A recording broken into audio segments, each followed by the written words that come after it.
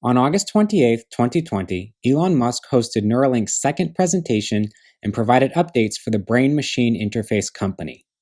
The company is developing a chip-and-wire implant that can send and receive electrical impulses in the brain. I'm really excited to show you what we've got. I think it's going to blow your mind.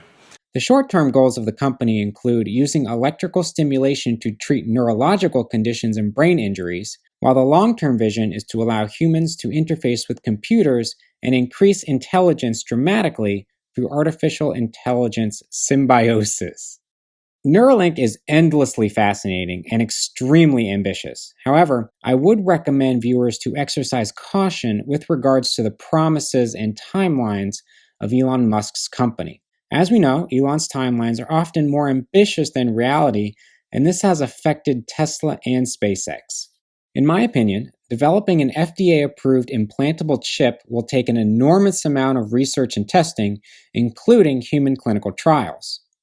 These always take longer than expected because you are dealing with government agencies and human patients. Elon likely struggles with timelines because he's thinking on an exponential curve rather than a linear one. Small deviations at the beginning can lead to massive differences later in the curve. Neuralink has a lot more work to do before treatment can start, or some of the other ideas can be explored. For example, some of the Twitter questions addressed on the presentation even included high abstraction of the technology like, can my Neuralink summon my Tesla or play Crisis? Now, those are epic questions, and maybe one day that will be possible, but Neuralink hasn't even put a single one of these chips in a human yet, and only implanted one in a pig 2 months ago. As you can imagine, a heads-up display in your mind is probably a wee bit away from being technically possible, and even farther away from a governmental body approving it.